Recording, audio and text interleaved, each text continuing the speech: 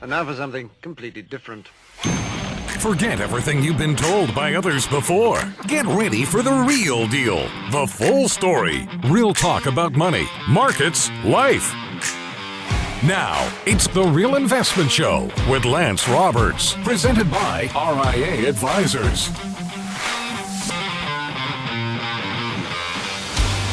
And good morning. Welcome to the Tuesday edition of The Real Investment Show. Of course, as we kind of roll into the new month, yesterday markets looked like they were open higher. April Fools yesterday. The markets sold off towards the end of the day on stronger than expected economic data. ISM manufacturing out yesterday, actually moving back into expansion territory. So after the very, very long stretch, the ISM manufacturing index, which measures the manufacturing capacity of the country. There's two indexes on that. There's the manufacturing side and then the services. Services make up about 80% of the economy. Manufacturing makes up about 20%. Manufacturing has been negative since 2022 and turned positive yesterday. So back into expansion territory. So one of those kind of recessionary indicators has been the ISM manufacturing being in contraction territory. That is now behind us, at least as of last month. Now it could drop back down into contraction next month. We'll see. But it is encouraging that it has been improving, and now it is above the contraction zone, so it's back into expansion. Now, this is something we wrote about previously as well. If you go back in history, there's been periods where the services index has remained positive while the manufacturing index was in contraction. Now that, of course, is a period like we saw in 2012, 2013, where we had a manufacturing recession, but not an economic recession, because services never went negative. Services were never in contraction. Because they make up such a big part of the economy, they were able to keep the economy afloat and out of recession. We've seen a similarity this time as well. Services have never really gone into contraction.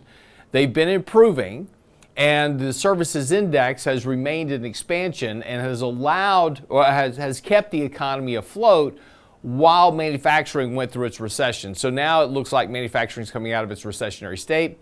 That, of course, suggests that we're going to see higher productivity. That'll help support corporate profits.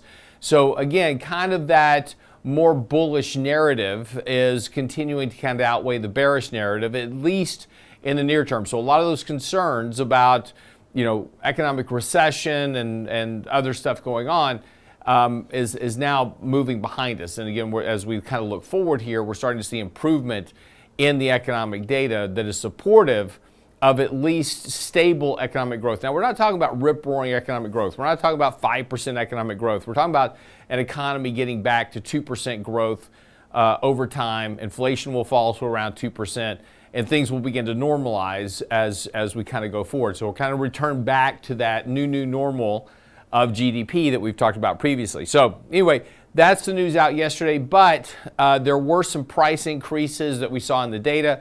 That led to a sharp sell-off in bonds yesterday, concerns about the Fed, and interestingly enough, the market has now dropped rate cut expectations for June down to just 50%. So again, one thing we talked about previously is that the Fed's kind of in a tough spot on these rate cuts. They may want to cut rates, but there is still the risk with the economy growing at 3%, with price pressures still available in the market. Again, more demand. So when you don't have the recession and you have a lot of people out spending money, retail sales have remained strong.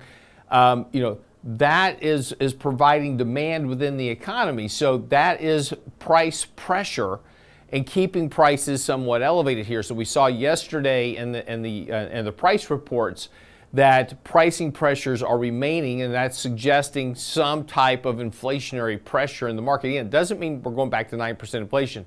It just means inflation's being more sticky and not coming down as quickly as the markets were hoping, which inflation comes down, the Fed can cut rates, that allows rates to come down, but that may not happen. So again, now the markets are having to tailor back expectations of rate cuts coming as soon as June. And this morning, futures are down about 186 points on the Dow, about 17 points on the S&P. So again, another potential kind of down day in the market. But again, this keeps us right within that range. We've been talking about here recently this market kind of running up higher and kind of moving along that range of the 20-day moving average. And so, we're now back kind of into that area where we got to the top of that trading range, selling off here a bit. And again, kind of just staying within that range above the 20-day moving average. So here's what you need to know before the bell is that the markets, again, as we said, have just been trading within this particular range. And we haven't moved out of that. And so as we continue to look forward here, we're going to see if the markets can break above that. And one of the interesting things coming up is that April 15th, right around the corner, that's right, got to file taxes. Now, normally the market gets a bump after April 15th because of the fact that people get tax refunds. This year may be different though, because come April 15th, the tax laws that were in place, the tax cut laws from 2017 have all expired. So a lot of people are finding out they owe taxes this year where they haven't owed taxes previously. And so we may see a bit of difference here where people aren't getting as much of a refund back. Maybe we don't get as big of a bump, but normally after April 15th, markets typically get a bump into May because of those tax refunds. So people get a check back, they put it in the market, whatever. We'll see what happens here, but that's been kind of the driver. The other big kind of news that's been out there, gold, of course, has been on a very sharp tear here over the last month or so. Again, very similar as we talked about here, this kind of catch-up trade within other assets. And this has really started in earnest about mid-month of March. We saw this kind of very big sharp spike in gold prices. I've seen it in Bitcoin prices, other things. We've seen a rotation in assets to more defensive sectors. Utilities have had a big run. As an example, real estate's had a decent increase. So again, what we saw was right at the end of March was a repositioning in portfolio end of the quarter rebalancing. Again, a lot of that catch-up trade. We'll see now as we start getting into April what happens next. Is this rotation trade going to continue where we get this rotation into equal weighted type names? In other words, the other 493 stocks from the top 7, or will we see a rotation back into those growth names? Growth underperformed rather markedly yesterday, so we'll see if that underperformance of growth continues, and we'll see. But again, that's where we're going to kind of be watching here. Last quarter, was kind of the beginning of that rotational trade to a more defensive structure. We'll see if that continues here, but again, the market remains fairly well balanced at this point. The number of stocks trading above their 50-day moving average have increased. The number of stocks above their 200-day moving average have increased. Sentiment is now back to extremely high levels, and household allocations, and this is according to Goldman Sachs, household allocations to equities are now back to the highest level we've seen since the dot-com crisis. So again, everybody's extremely bullish about this market right now. That's okay. Earnings season starts next week in earnest, so we'll start really kind of seeing if earnings can support the narrative. But again, you have to understand is that the kind of the speculative push in the market is getting fairly extreme here. So just something to be aware of and kind of keep a watch on. We will get into a correctional phase probably this summer, but at least for the next month or so, everything seems to kind of be okay. But that's going to be kind of the issue coming up is to watch for. That's what you need to know before the bell this morning. When we come back, we're going to kind of follow up on this theme, talking about why corrections are important and why you shouldn't, kind of just dismiss this idea of corrections and bull markets and bear markets. And we'll talk a little bit about that when we come back from the break. Don't go away. I'm your host, Lance Roberts. Get by the website, realinvestmentadvice.com. The latest report is up, as well as our daily market commentary. Don't go away. We'll be right back.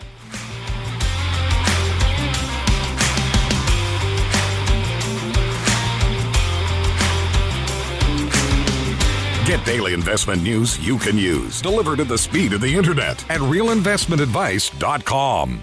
Got a burning financial question you've always wanted to ask Richard Rosso and Danny Ratliff? Stocks or bonds? Annuities or not? Who does your hair? Our next Candid Coffee goes back to our roots and back to the kitchen table with an open season session for any and all of your questions. Saturday, April 20th. What about tax loss harvesting? Should I take Social Security now? Where'd you get that snappy robe? Register today for our open season Candid Coffee at realinvestmentadvice.com for just about anything you want to know. Where'd you get those shoes? realinvestmentadvice.com. Small businesses are now being challenged by the lack of employees and how to attract and recruit the best employees. To get the better employee, you'll have to offer a better package. Hi, I'm Tom Allen, RIA Advisors Retirement Plan Consultant. Don't assume a 401k plan is too costly or complicated for your small business to offer. Let us show you how to make the most of an affordable and effective plan that will deliver true value for your business and your employees. Call me toll-free at 855-RIA-PLAN or online at realinvestmentadvice.com. That's realinvestmentadvice.com.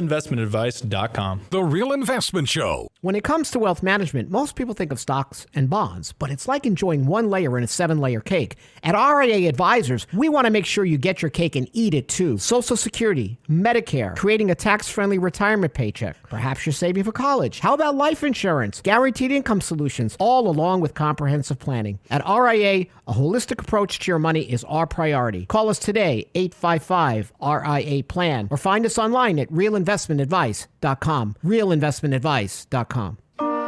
And now, another page from the Real Investment Advisors Investing Manifesto. A passive investment portfolio requires active risk management. It's not a choice, it's necessity. Diversification doesn't protect against risk of loss. Let us actively help you reach your financial goals with RIA Advisors. Neither bull nor bear. RIA Advisors, 281-501-1791 or online at realinvestmentadvice.com. You're listening to The Real Investment Show.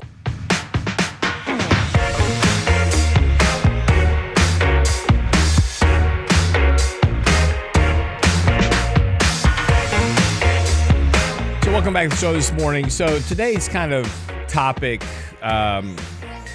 is to talk a little bit about corrections. Ken Fisher, who owns Fisher Investments, he's always extremely bullish.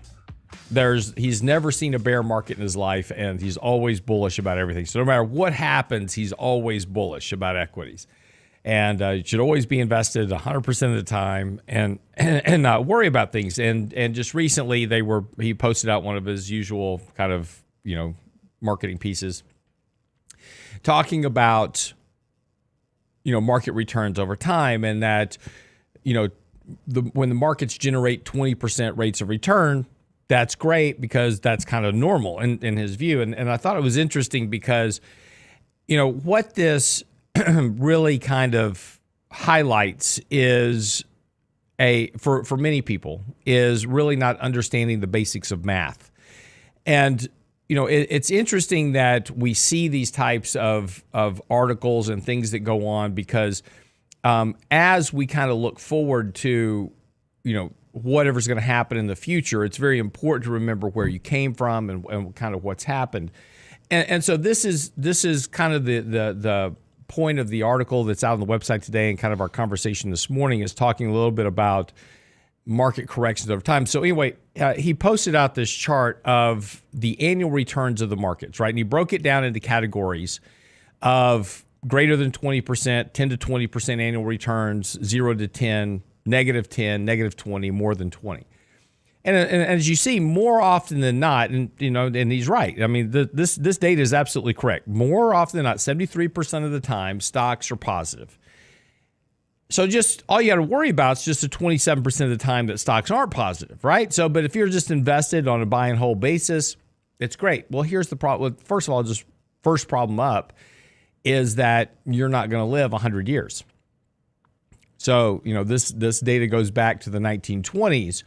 And, so here we are in 2024. And great. Yes, if you invested in the markets in the 1920s and just bought and held, you've done great.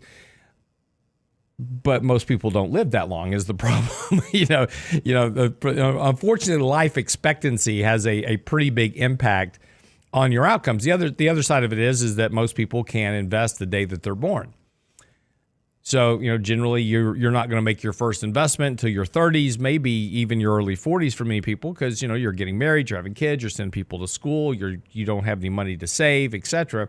So it's really not until your late 30s, maybe early 40s, before you get really serious about investing in the markets. Now, we're seeing some differences of that today.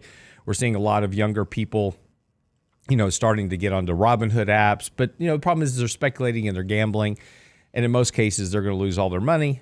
And then they're going to quit investing for a period of time before they come back to it when they're older. And that's also just a byproduct of what happens. But I'll just read to you a quote from Ken Fisher because it kind of sums up that chart I was showing you. After the S&P's 26% return last year and the year's strongest start, many investors are worried, understandably, that this bull market is getting ahead of itself.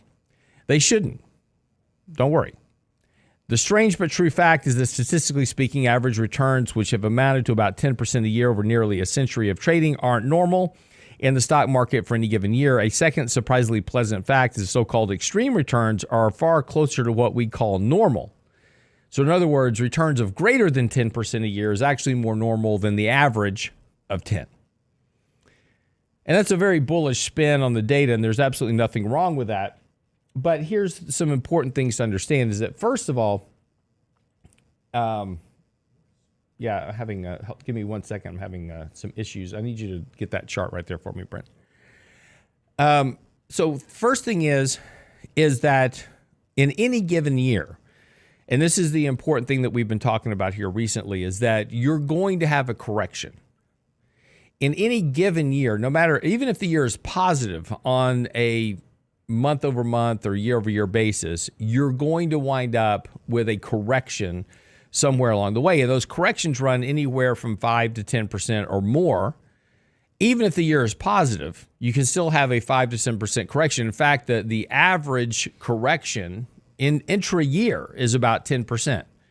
So in any given year, you can be up 10% at the beginning of the year as we are now, lose 10%, be flat for the year, then be up 10% by the end of the year. That's completely normal.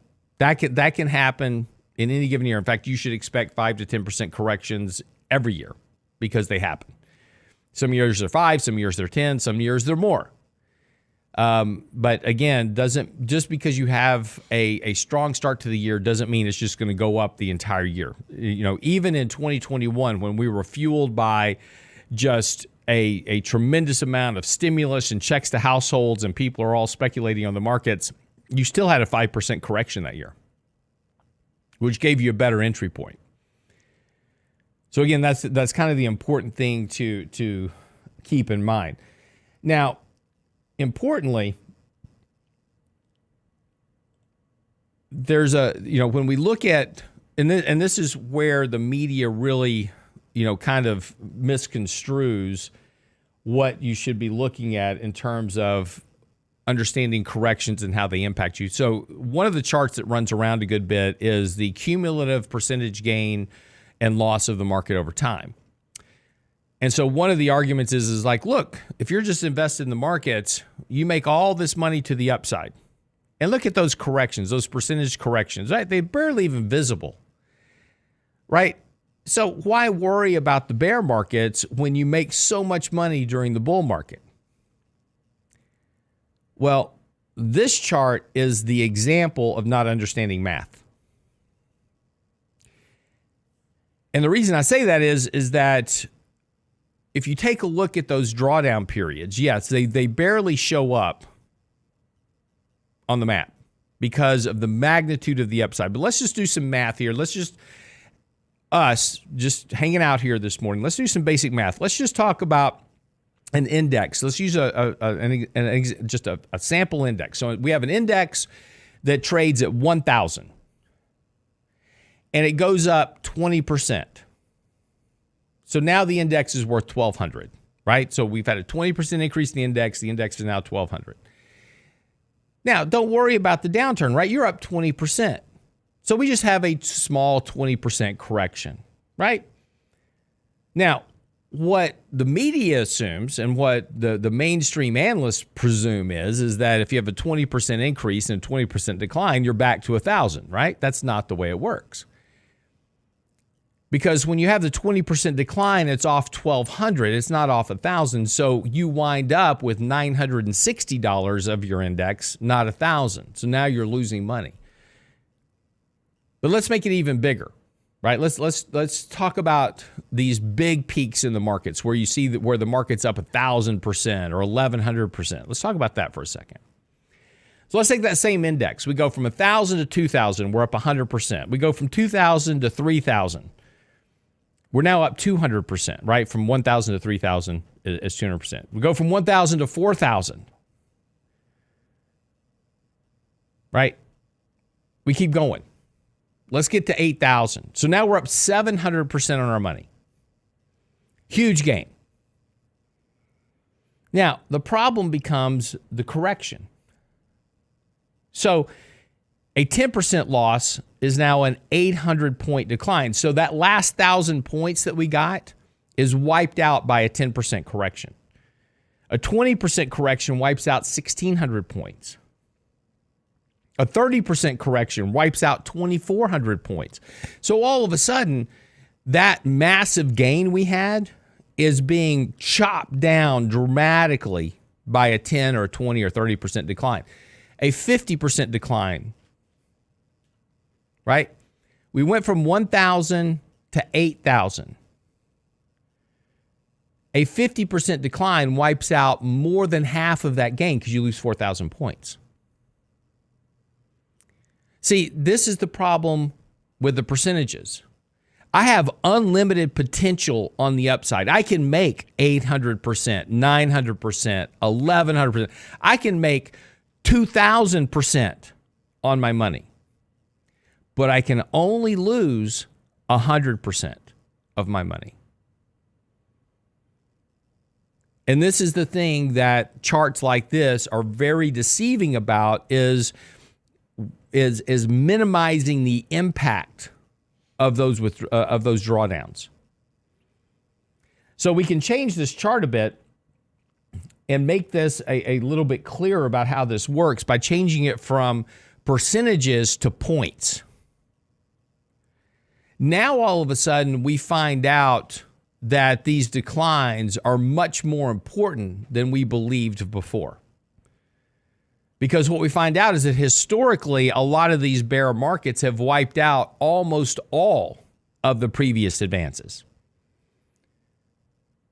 You take some of the big ones, running up into, 1999, we were up 2,287 points. The dot-com crash wiped out more than half of that, 1,200 points. We were up 856 points from the bottom of the markets in 2002 and then wound up losing 1,100 points. You wiped out the entire bull market during the financial crisis. Now, we're going to have more of those in the future.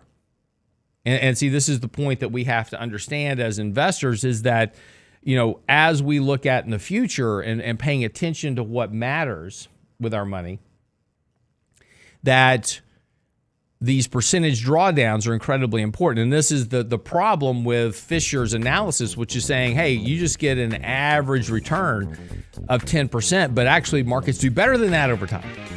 Well, if that's the case, we'll come back to talk about this, Brent. Quit jumping the gun. You're playing music and you're switching charts, and I don't know why you're doing that. But when we come back, we'll talk about the difference between average and actual returns. Don't go away.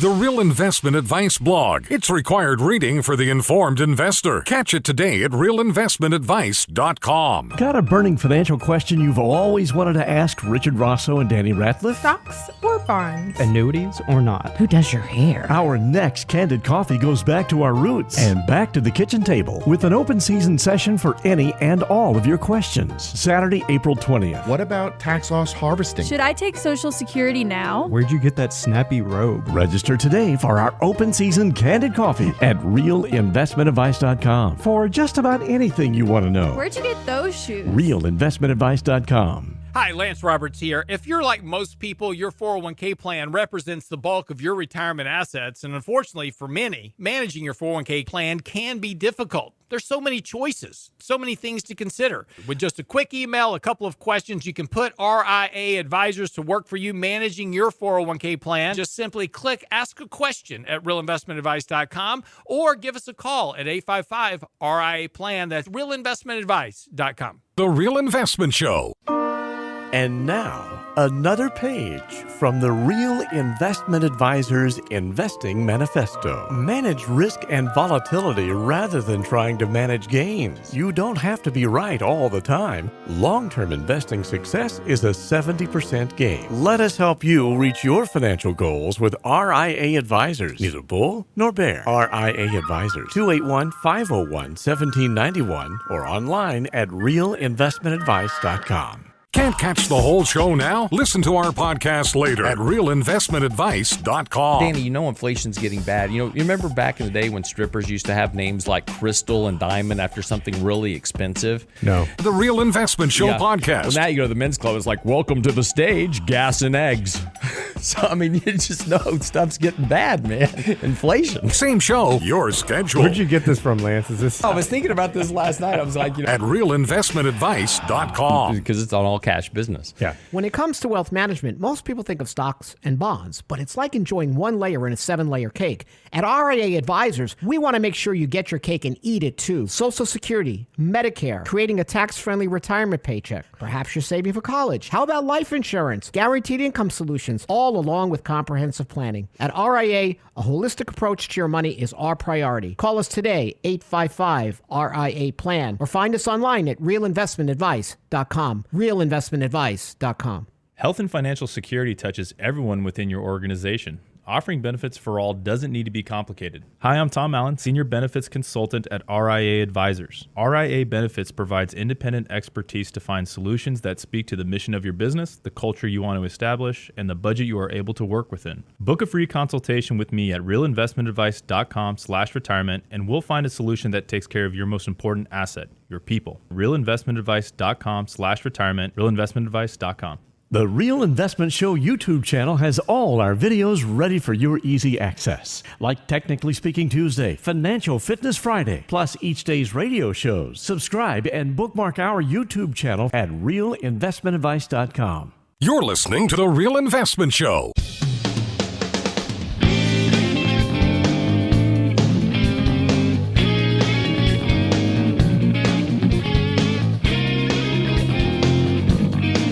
So welcome back to the show. So talk a little bit about math and why corrections matter, and this is the one thing that people tend to forget about. And what's important about this, and this doesn't matter whether you're buying ETFs or you're buying individual equities, none of that matters. It all works the same. Back in the Nifty 50 days, everybody thought just buy big dividend yielding stocks, you hold these great companies forever, and it all works out great, and then it didn't. So, there's a lot of problems that exist across all strategies, right? I'm going to buy high dividend yield stocks. That's great. Until the companies cut their dividends. And generally, when do they cut their dividends? When they're down 50%. So now you've lost 50% and the dividend. So all these strategies work great until they don't. And that's the important thing to remember. And so it's easy to be bullish because, Fisher's right is that 73% of the time stocks are higher. So just throw your money in the market and don't worry about it. It's all fine. If you happen to be in the right era, it works out great for you. If you happen to be in the wrong era, it doesn't. So if your era started in 1999, didn't work out great for you. If your era started in 2010, it's been great, right? So, but these are the things that you have to understand, that market cycle, things change, and then you're going to get big corrections along the way. And you're going to have secular bull markets, you're going to have secular bear markets. And that's just the way markets work. And that's not going to change. So, but this is the important thing, is that when we talk about, markets over time, long-term periods, those type of things, the thing that, Ken Fisher fails to, relay to you is that there's a huge difference between average rates of return and actual rates of return. And average rates of return, you'll hear this a lot. It's like stocks, so, just invest your money in the markets and you get 6% a year, 10% a year, pick a number, it doesn't matter what it is. And this is a huge problem with a lot of the financial plans out there that you run, and especially if you do one of these like online financial plans, it's like just plug in whatever what do you think your return rate will be? So you plug in 6%. And so it compounds out at 6% every year. So every year you're getting 6% on your money. Unfortunately, stocks don't work that way. And in fact, we can look at it by simply taking a look at a market and project it out. So let's project out normal markets at 7% annualized. So we take $100,000 and we use actual rates of return up to present, and then we just project out using kind of the same volatility of the markets over time, and at a 7% average rate of return. And so the purple shaded area is your compounded annual 7% rate of return. The green is what you actually get. And that orange is the gap between what you're promised at 6 or 7% a year versus what you actually get. Why the difference? And that difference is a function of the fact that markets don't go up every year. And so in years where we just went through, look, you just spent a 2-year period of time making no money. But you were supposed to make 7% a year. So you're actually 14% behind your goal right now because of that 2-year period where you actually made no money. Yeah, you eventually got back to even, but you made no money. So you've got to make up for those 7% years. So now this year, you've got to have a 21% rate of return, 7%, actually more than that's like 22% on a compounded basis to catch up with where you should have been 2 years ago. And this is the thing that a lot of this analysis and financial plans miss. And look at it this way, is that if you think about it, if investing in markets were so easy, why does 80% of the population have less than $1,000 in the bank? Why is the average balance $100,000?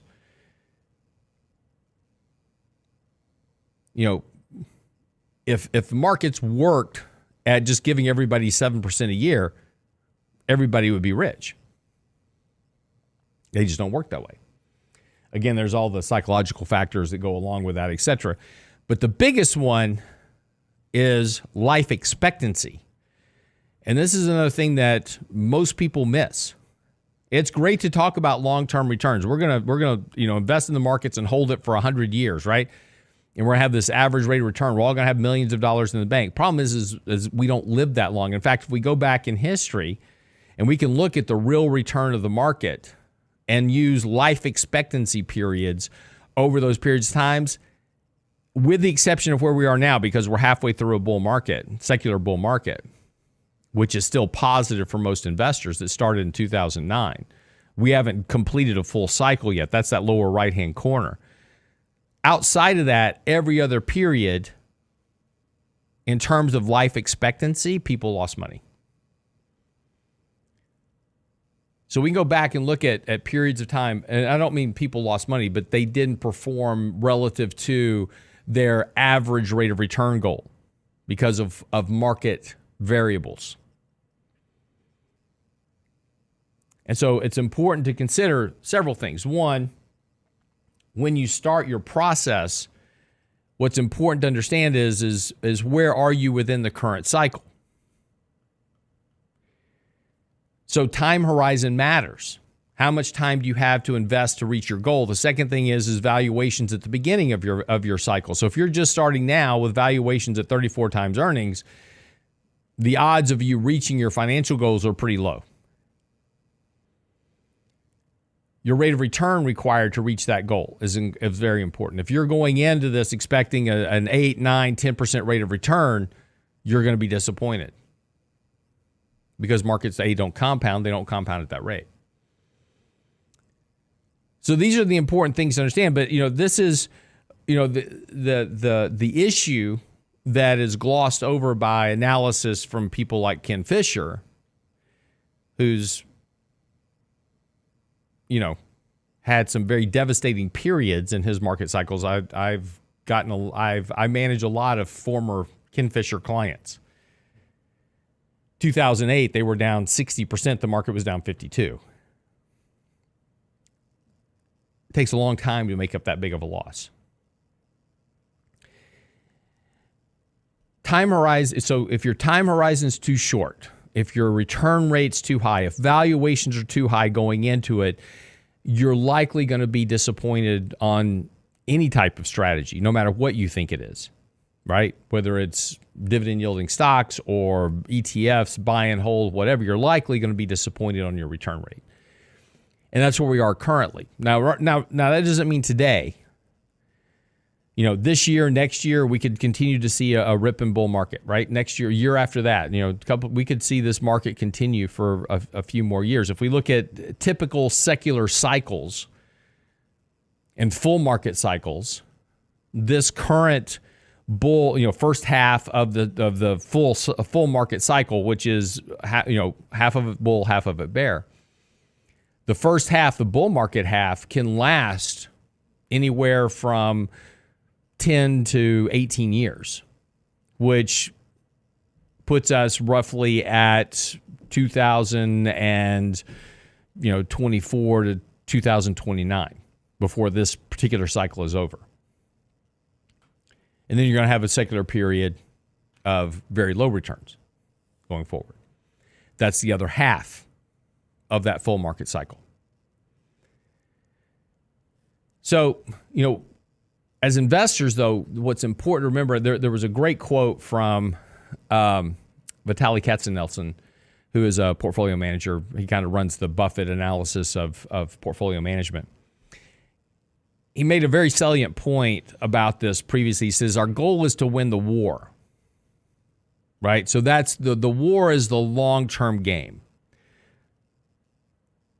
My goal is to win that. I'm not worried about the battles. Those are the short-term returns. And see, the problem is, as investors, we're too focused on this year. What did the market do this year? What did I do this year? And I got to change everything, right? I got to, I beat the market, or I didn't beat the market, whatever it is. I got to change all this stuff, right? That's okay. The problem is you're constantly jumping in and out of the markets, and you're changing strategies, and generally you're moving from what was working, what didn't work, to what was working, which tends to not work next. As Vitaly says, he says, my goal is to win the war, right? That's the long game.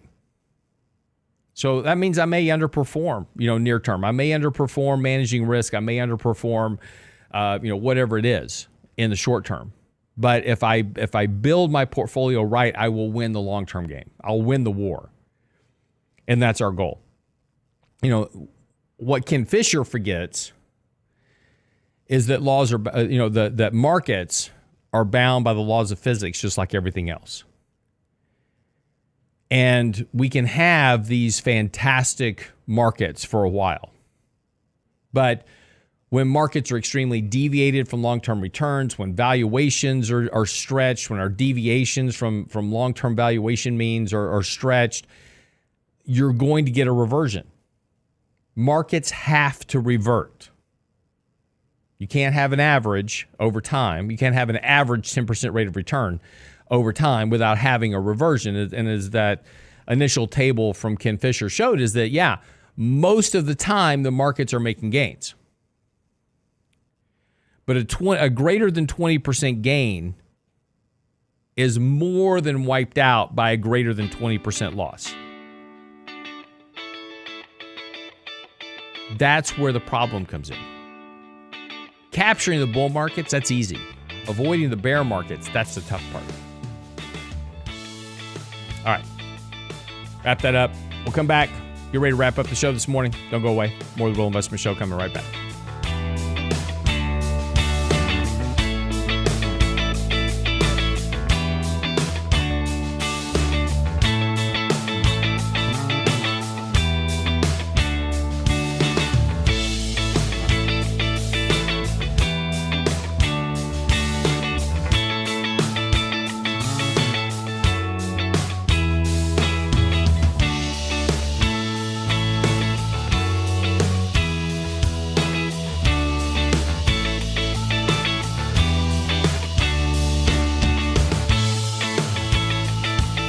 Get daily investment news you can use, delivered at the speed of the internet at realinvestmentadvice.com. Got a burning financial question you've always wanted to ask Richard Rosso and Danny Ratliff? Stocks or bonds? Annuities or not? Who does your hair? Our next Candid Coffee goes back to our roots and back to the kitchen table with an open season session for any and all of your questions. Saturday, April 20th. What about tax loss harvesting? Should I take Social Security now? Where'd you get that snappy robe? Register today for our open season Candid Coffee at realinvestmentadvice.com for just about anything you want to know. Where'd you get those shoes? realinvestmentadvice.com. When it comes to wealth management, most people think of stocks and bonds, but it's like enjoying one layer in a 7-layer cake. At RIA Advisors, we want to make sure you get your cake and eat it too. Social Security, Medicare, creating a tax-friendly retirement paycheck. Perhaps you're saving for college. How about life insurance, guaranteed income solutions, all along with comprehensive planning. At RIA, a holistic approach to your money is our priority. Call us today, 855-RIA-PLAN, or find us online at realinvestmentadvice.com. realinvestmentadvice.com. The Real Investment Show. Small businesses are discovering that attracting and retaining top talent come down to more than just salary. In today's highly competitive job market, compensation is more than just wages. Hi, I'm Tom Allen, RIA Advisors Retirement Plan Consultant. Healthcare and retirement plans can make the difference in hiring and retaining the best employees. We can show you how to build an affordable, effective employment package that delivers true value for your workers and your business. Call me toll-free at 855-RIA-PLAN or online at realinvestmentadvice.com. And now, another page from the Real Investment Advisors Investing Manifesto. Bulls win in bull markets. Bears win in bear markets. Eagles soar above and take advantage of opportunity. Let us help you soar as you reach your financial goals with RIA Advisors. Neither bull nor bear. RIA Advisors, 281-501-1791 or online at realinvestmentadvice.com. You're listening to The Real Investment Show.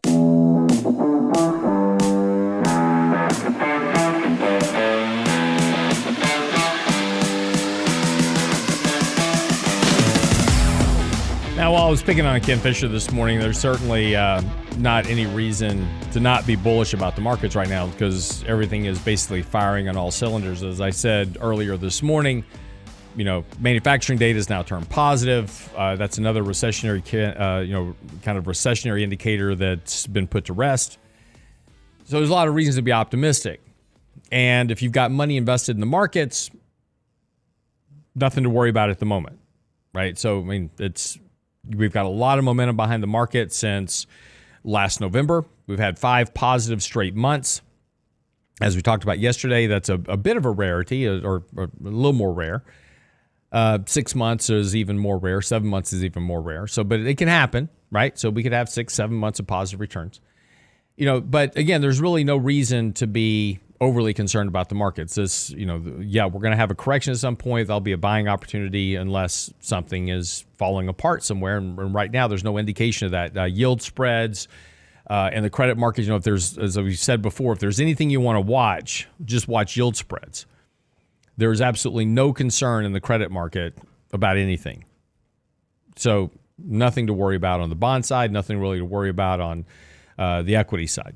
So, and it's interesting because, there was a recent survey out, put out by Visual Capitalist, but it was based on the Knight Frank Next Gen survey. And they were asking people about how they felt about their current financial situation, right? So if you take a look at boomers, overall, the question is do you expect to become richer in 2024, right? So do you expect your financial assets to improve in 2024 and 2025, right? So overall, 52% of boomers, yes, they expect to be more wealthy in 2024. Gen Xers, 56%. Millennials, 69%. Gen Zs, 75%. All generations, of course, 65% right now, on average, expect to be richer in 2024. Women, in particular, expect to see their wealth improve. Now, here's the problem with this survey. The survey has covered 600 individuals who make more than $200,000 a year and have more than $1 million invested. These are high net worth individuals. So if you go take this survey of the average Joe American on the street right now, I assure you would have very, very different opinions about the markets, about the economy, about their expectations to build wealth this year.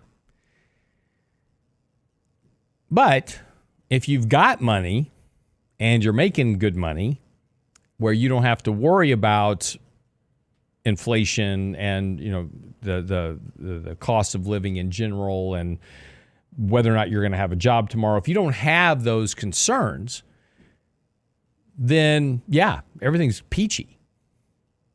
And right now we've got a market where you just throw your money into it. It just goes up from here. So absolutely nothing wrong with that. But I did think it was interesting because, again, the survey covered 600 global high net worth individuals with $1 million in assets and make more than $200,000 a year. Women, in particular, were the most optimistic out of the entire group, and especially young women, Gen Z women, were the most optimistic. A staggering 81% of surveyed high net worth Gen Z women expect to make hay this year, according to the report, making them the most optimistic of all groups. This corroborates a trend where Gen Z women are also the most optimistic in retirement planning.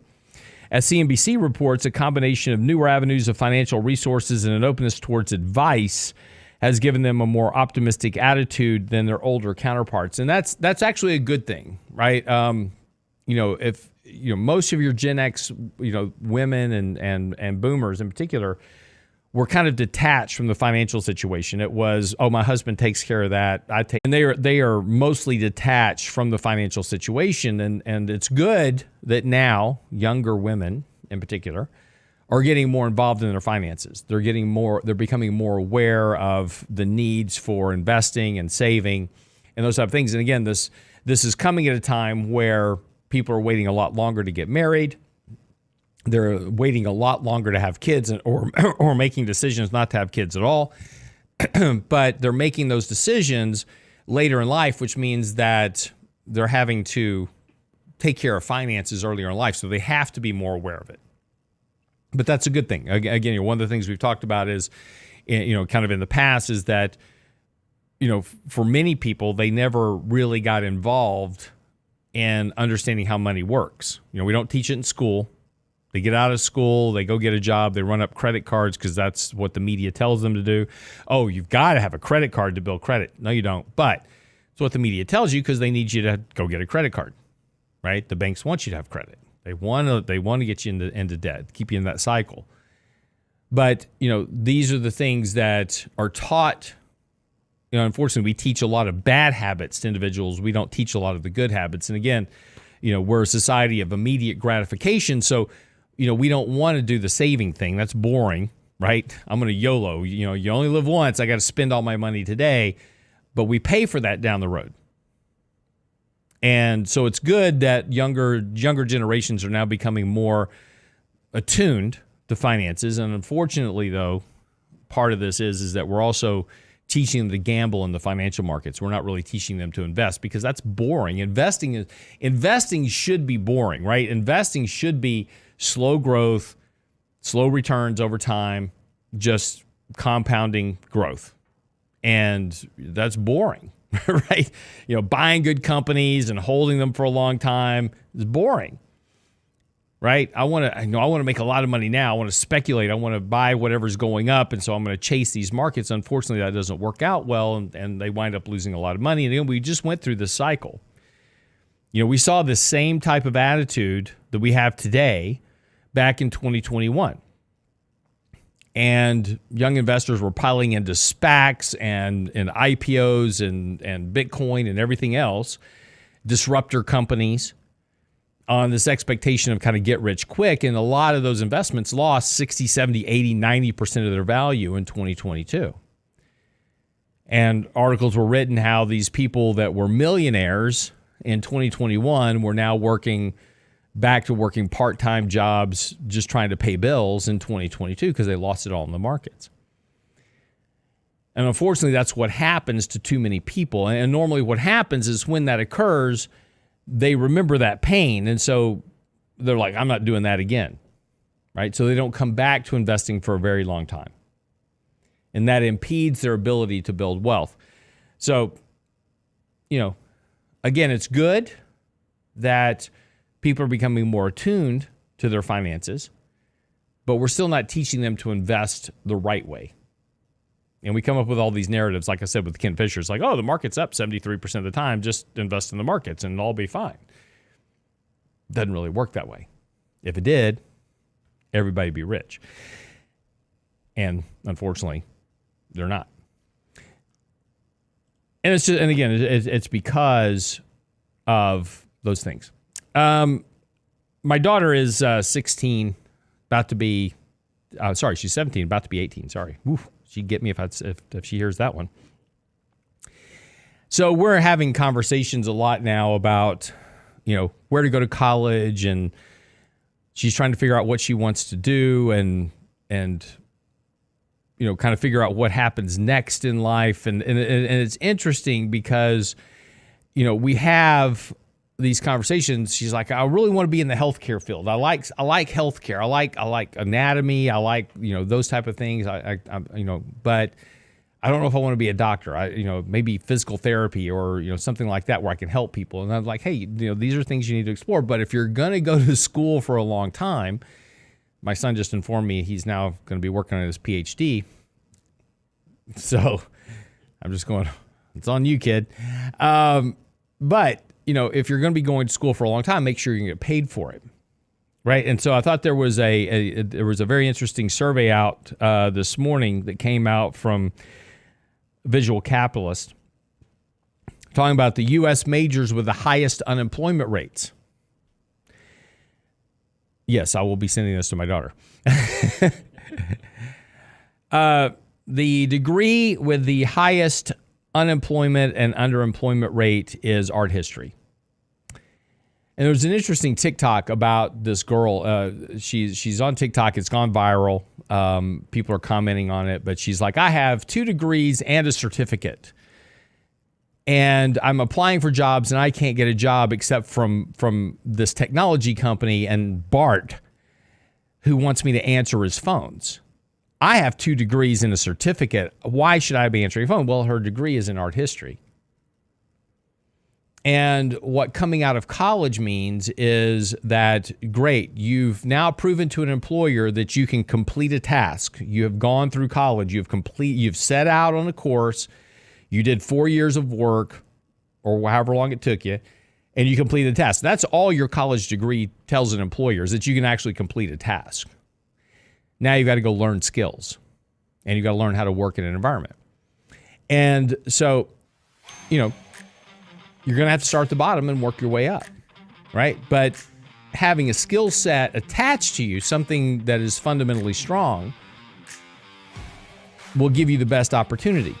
But the other ones in the top: unemployment, underemployment, liberal arts, fine arts, history, English language, mass media, commercial art and graphic design, sociology.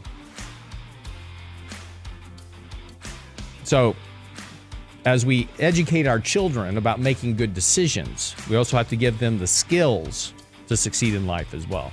All right, wraps up the show for the day. See you back here tomorrow, Wednesday. John Penn will be joining me tomorrow to talk a little bit about markets and money. Of course, as always, right here on The Real Investment Show. Be sure to like and subscribe to the channel. We appreciate you. We'll see you back here tomorrow.